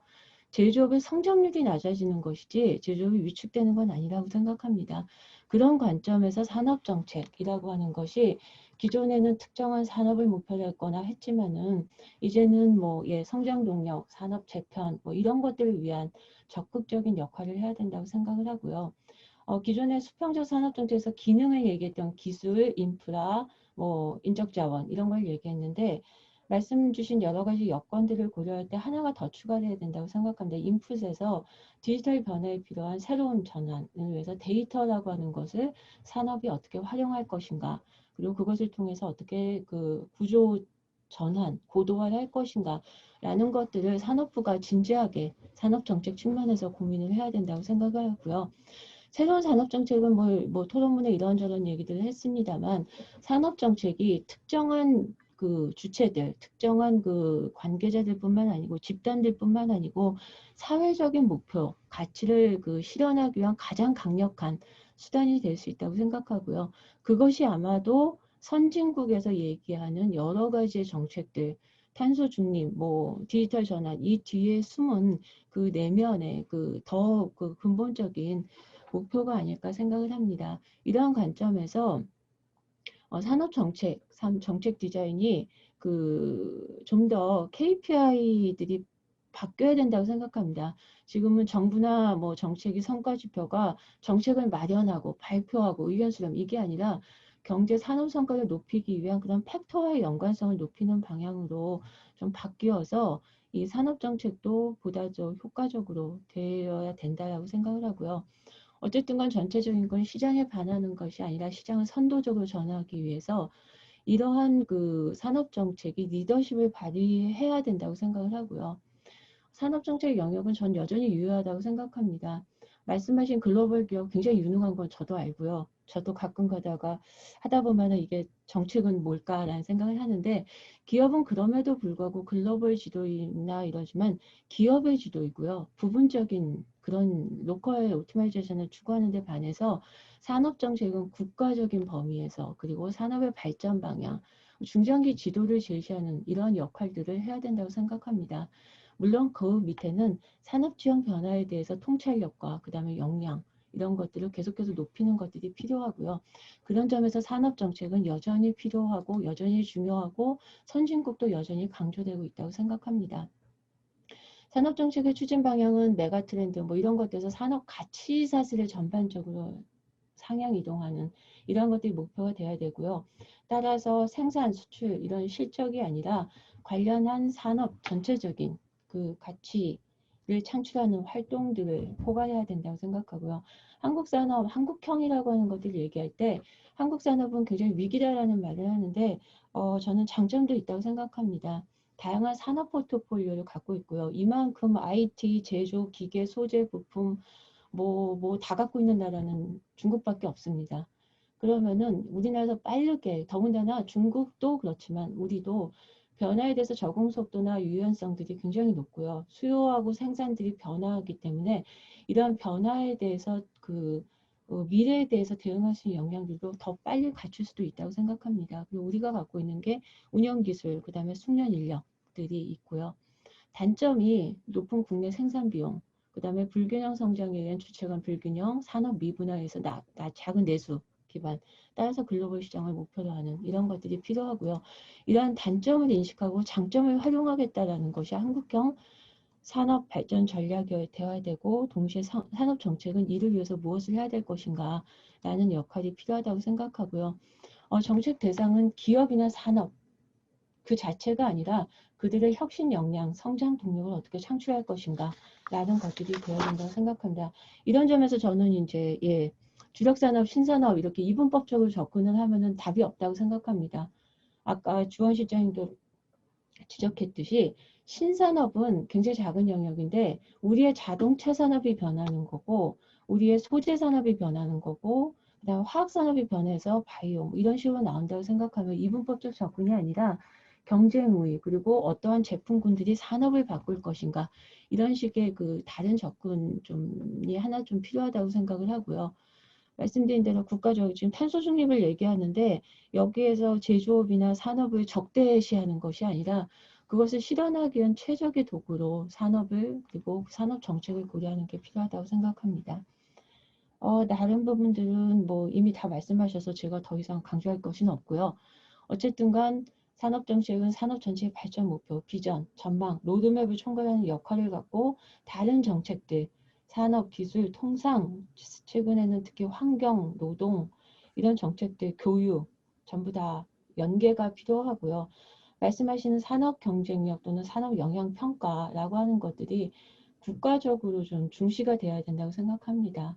그러니까 사회적 가치를 하기 위해서 산업은 언제든 희생할 수 있다가 아니라 그것을 위해서 산업을 어떻게 활용할 것인가 라는 것들이 좀 연계가 되어야 된다고 생각하고요. 신산업을 얘기할 때 그 R&D 정책을 다시 한번 좀 말씀을 드리고 싶은데요. 선형적 R&D가 아니고 그 다음에 첨단 기술이 산업화까지 속도 시차 단축 추세가 계속해서 지금 빨라지고 있습니다. 기술이 되면은 금방 산업화가 되는데 우리는 뭐가 유망하다고 하면 R&D를 하고 그래 원천 기술을 해서 6, 7년 있다가 산업화를 넘어오는 이런 프레임들이 아직도 유지되고 있습니다. 그래서 산업에서 필요하다고 하는 것들, 예타 제도들의 그 재검토들도 필요하고요.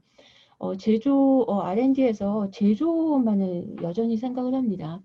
이게 서비스와 동시적으로 연계되고 시범사업까지 연계되는 이런 국가적인 정책들도 필요하다고 생각하고요. 산업정책 패키지와는 뭐 계속해서 말씀해 주셨던 것처럼 기술, 인력, 원부자재, 소재 부품, 산업 간 연계 협력 동시에 되는 미국에서도 그 좋아하는 매뉴팩처링 USA에서 사실상 그 핵심인데 이런 것들의 산업정책 패키지와도 우리도 좀 돼야 된다고 생각하고요. 항상 맡기면 기술에서 시작하고 시장에서 시작하더라도 마지막에는 가장 중요한 것이 인력입니다. 특히나 최근에 이제 데이터, 뭐 소프트웨어, AI 이런 것들 얘기하는데 이런 거 얘기하고 보면 한참 있다 보면 과기부나 고용부의 R&D, 인력 양성 이렇게만 가 있고 산업부에서 산업을 위해서 전환을 위해서 산업 인력을 어떻게 할 것인가 라는 부분들이 아주 분절화되어 있습니다. 그래서 이런 것들 좀 통합적으로 되는 그런 것들이 필요하다고 생각합니다. 예, 좀 시간을 많이 썼는데요. 좀 줄이고자 노력했습니다. 이상입니다. 감사합니다. 역력했습니다. 아주 축약해서 잘 문제를 지적해 주셔서 감사합니다. 이렇게 계속 이 산업 정책의 중요성을 강조하다 보니까 우리 윤성혁 과장님이 굉장히 지금 아주 프레시하게 지금 산업정책과장 보임을 맡으셨는데 숙제를 잔뜩 드리는 것 같아서 죄송합니다. 그렇지만 이 산업정책을 이끌어가는 그 보임이야말로 우리나라 산업, 나아가서는 그 산업이 영향을 미치는 경제 전체에 어떤 일각의 책임을 지고 있다는 의식을 가지고 임해 주셨으면 감사하겠고요. 우리 마지막으로 한번 정리하시고 포부를 좀 밝혀주시면 감사하겠습니다. 예, 저 윤성혁이라고 합니다. 산업정책과장으로 지난주 금요일날 발령 나서요. 오늘 한 워킹데이로 한 4일 정도 일을 한 것 같습니다.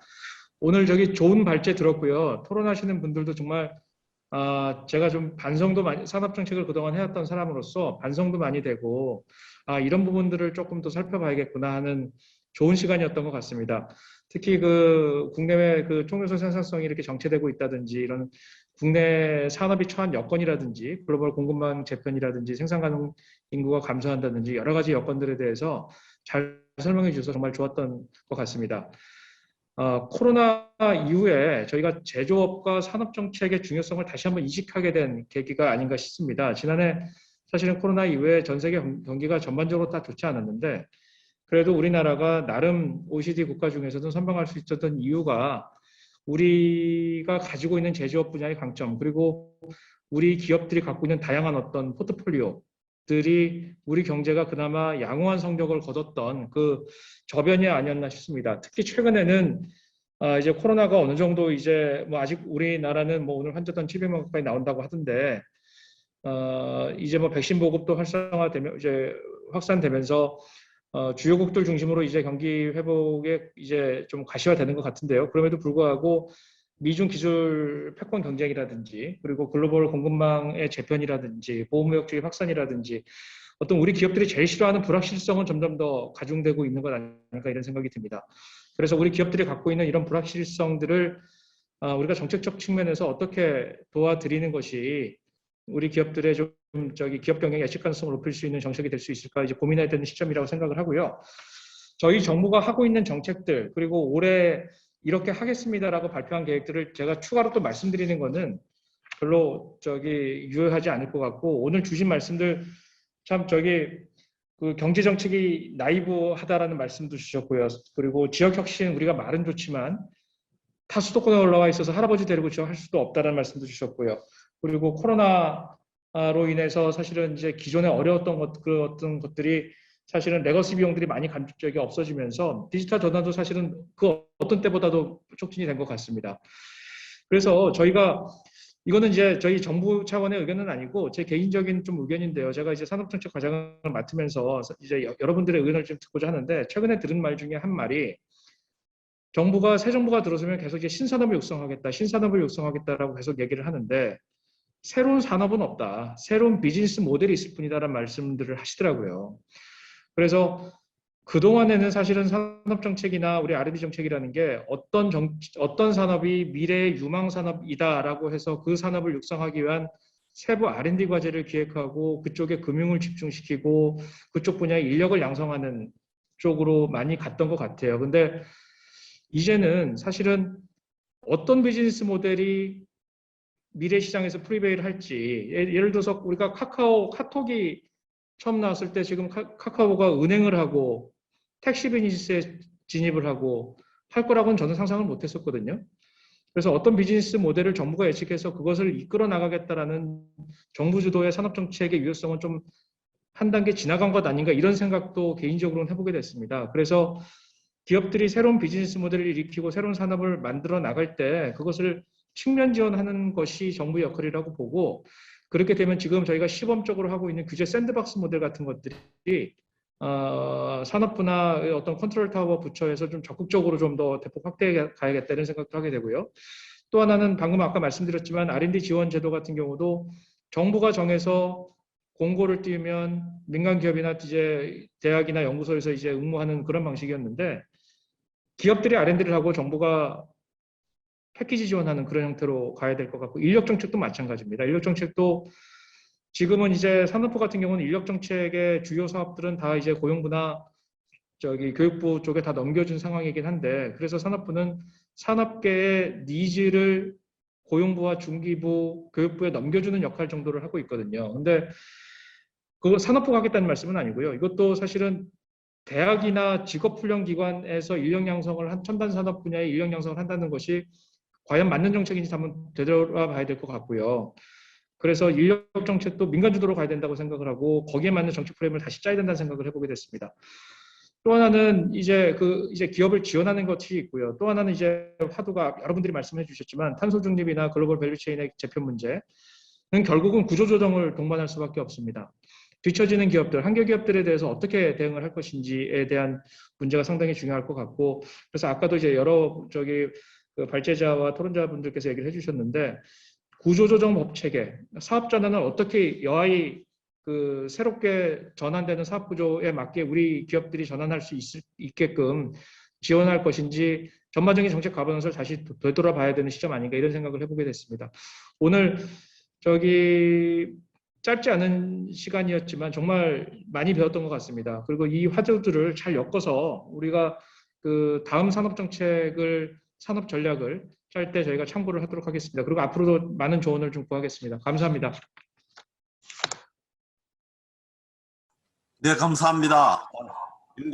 윤 과장님 말씀을 들으니까 우리 산업 전략의 미래가 밝은 것 같아요. 제가 그냥 자신 있게 말씀드릴 수 있을 것 같습니다.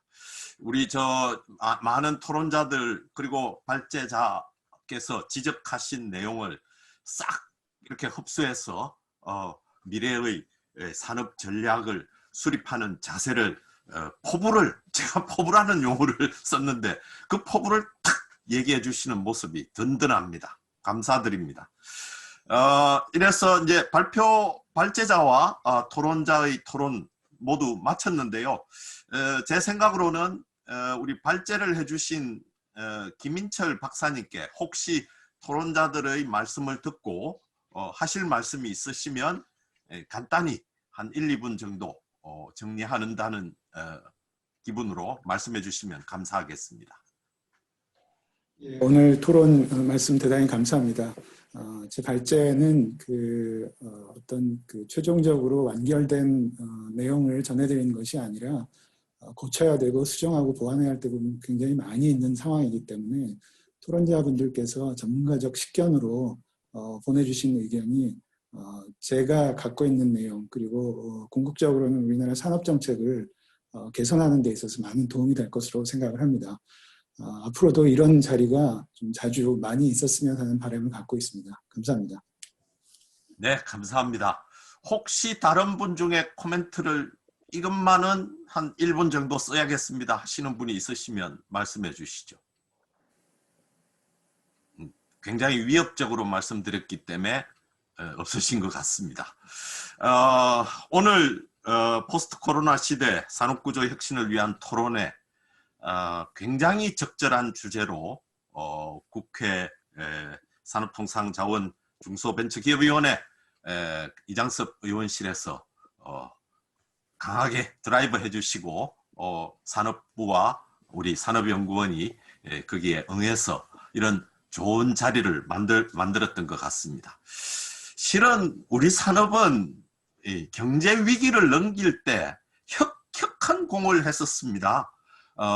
우리 기억을 해도 IMF 위기라고 불렸던 외환위기, 글로벌 금융위기, 그리고 이 코로나 팬데믹에 이르기까지 그렇게 경제가 무너져 내려가는 걸 다시 불러일으켜 세운 건 산업이 저 글로벌 시장에 수출을 함으로써 경제가 다시 일어났죠.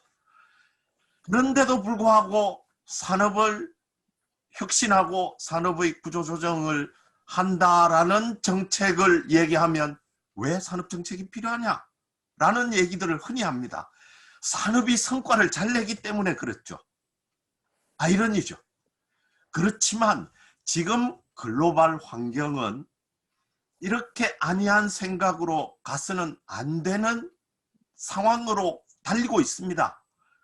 누구나 느끼고 있죠. 미중 경제 패권 전쟁, 그리고 4차 산업혁명의 물결, 그리고 각자 자국 위주의 산업 정책을 추진하는 그런 분위기 속에서 우리 산업이 구조조정도 하고 새로운 구조 혁신을 해나가기 위해서는 우리 윤석열 과장님이 이제 보임을 맡아서 추진해야 될 조금 더 폭넓은 산업 정책, 즉 기업의 기도 살리고 산업의 기도 살리는 그런 산업 정책을 마련하는 것이 얼마나 중요하다는 걸 저는 굉장히 다행스럽게도 이 국회 산업통상 중소벤처기업위원회가 인식을 했고 이런 자리를 마련했다라는 데 대해서 감사함을 표하고요. 지금 추진하고 있는 산업발전법의 개정 방향이 이렇게 우리 산업의 저력을 좀 키울 수 있는 그런 결과를 가져오기를 강력히 기대하면서 오늘 참여해 주신 모든 발제자, 토론자 여러분들께 감사드리면서 포스트 코로나 시대 산업구조 혁신을 위한 토론회 모두 마치도록 하겠습니다. 감사합니다. 고생하셨습니다. 수고하셨습니다.